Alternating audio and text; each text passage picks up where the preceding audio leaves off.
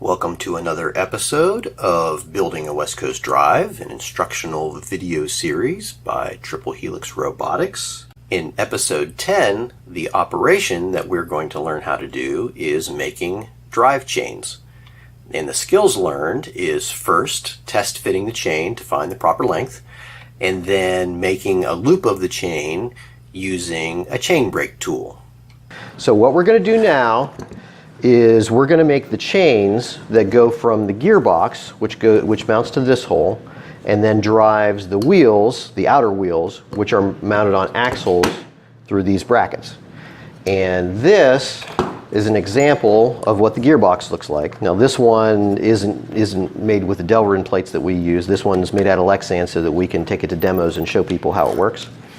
But we will we'll put bearings in here and we'll mount up this axle like this. And then we'll take these shafts and we'll put them through the bearings so that they stick through.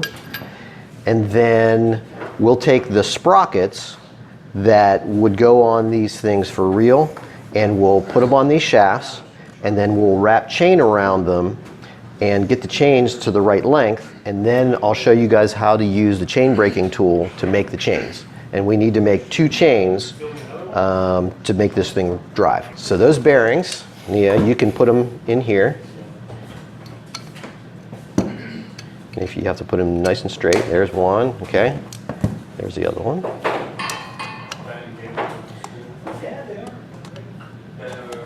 Good.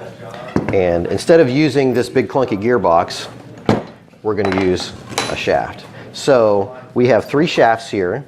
The way that you install these shafts are hex, and the bearings have a hex in them too. So you have to put your thumb, and I'm doing this on the opposite side of the camera. Let's say you put your finger on the inner race of this bearing, and then you can hold that while you put the shaft in place, like that. And then when you push through to the other side, I'll spin this around, you still have to keep a finger on that inner race, and then you rotate. You can see I'm rotating the shaft until it lines up and it comes through like that. And it can be tricky, but I'll let each of you guys put the shaft through on those ones. Got one side, that's good. There you go. Is it going? And it's a little trickier when you've got the snap rings on there too. Okay, we've got that side. Now this one, yeah, it's got to go that way. This is 25 chain as it comes. It's just in a string. And the chain breaker tool, when you use it right, will leave you with a pin stuck out like this. And what that lets you do is when you come around to the other side, you can put this together like this. Now, like I said, this one isn't quite, there we go. And then this tool will drive this pin back in here so that it will remake this chain as good as new. You can also do this same kind of thing with a master link, but master links are not as strong as using the chain breaker tool to make the chain with its original pins and links in it. So for our drivetrain stuff especially, we always use a chain breaker tool to make continuous chains. What you would do to find the right length for this is you would wrap it around the sprockets like that. And what you want to do is make the end of this chain be on the sprocket, and then you take the chain and bring it up like this and set it in place like that. And right there, that's the pin that we're going to need to push out and replace. Well, actually, it may need to be one more link. No, yeah. So what we're going to need to do is loosen this bracket up and slide it this way so that we can then pull it tight. So I'm going to mark on this chain that we're going to take this pin out. I'm going to put a little arrow like this that shows the one that we want to push out. The way that this works is that when we screw this screw in, see how that pin pushes through? It pushes like that. So what I'm going to do is lay this chain on here so that the pin we selected, which is right there, lands right on that slot. And we're going to rotate and use this pin, or this plunger. See how we're pushing that pin out?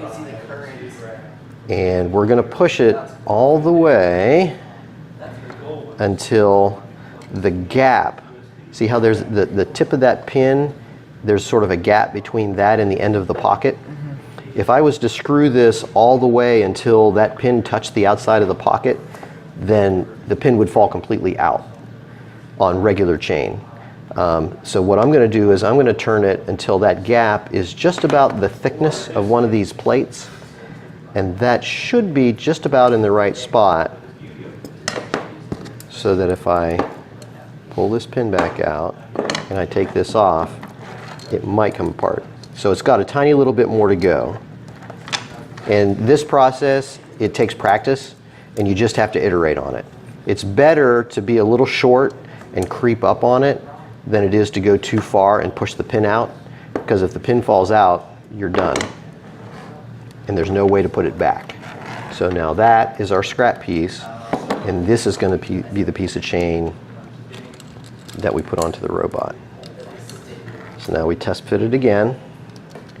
We lay it on the sprocket, pull this around. Let's see, I think it was out towards the outside. So now it's too much. So slide it back. Slide it back a little bit more. There. Nope. A little bit more, even more. One more. So slide it back. There. So it would go right like that. So that tells us that this is the right length. Okay?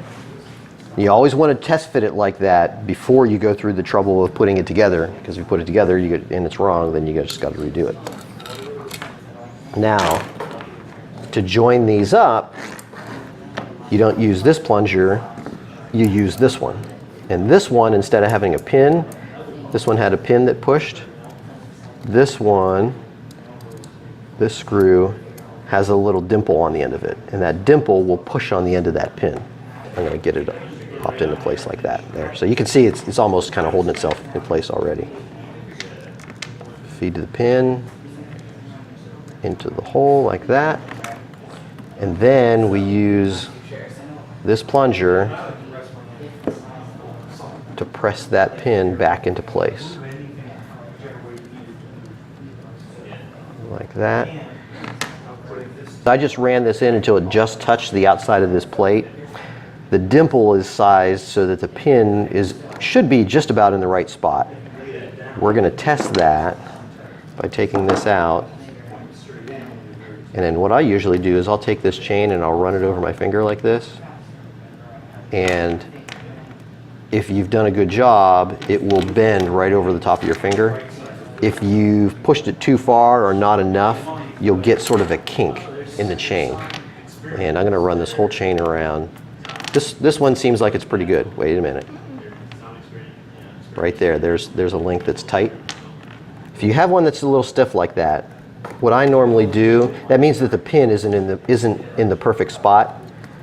So what I'll do is I'll take that particular pin and lay it back down where the little pointy end can push on it, and I'll just nudge it back and forth with that pin pusher tool until it goes freely. So I think I got it.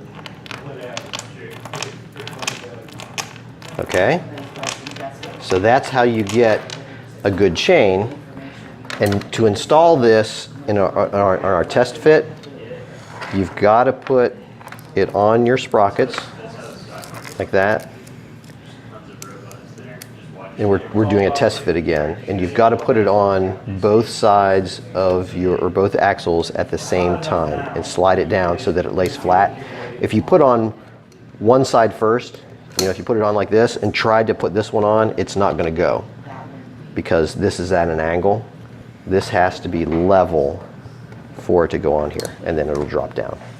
And then we're going to use a cam that goes right here in this hole and pushes on the inside of this block to tension that chain. And then when it's tensioned, we can clamp this down on here and it'll all stay put. So now that I've shown you how to do one of them, we're going to give all of you guys the chance to make your own. A lot of times what I'll do is to have you guys learn how to do this, we'll just give you a piece of chain and the chain breaker and let you take it home with a wrench and just have you practice breaking and putting together chain pieces. And you can work on it however much you want to. And by the time you bring it back, bring it back within a week and you'll be an expert. Because it doesn't take that much practice to learn how to do it. It's just a little fiddly the first few times. So we'll let you guys do a little practicing, and then one of you, whoever does it first, can make the chain that goes on this side. Okay? And give that a spin. Try it out. Good.